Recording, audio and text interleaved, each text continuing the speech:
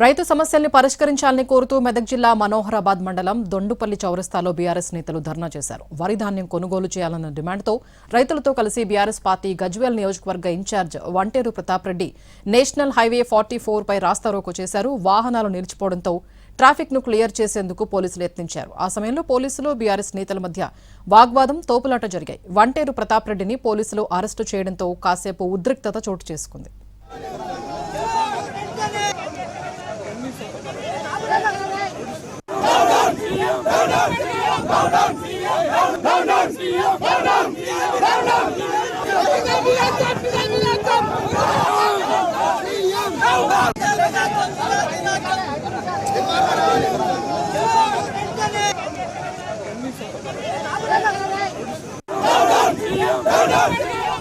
రైతు సమస్యల్ని పరిష్కరించాలని కోరుతూ మెదక్ జిల్లా మనోహరాబాద్ మండలం దండుపల్లి చౌరస్తాలో బీఆర్ఎస్ నేతలు ధర్నా చేశారు.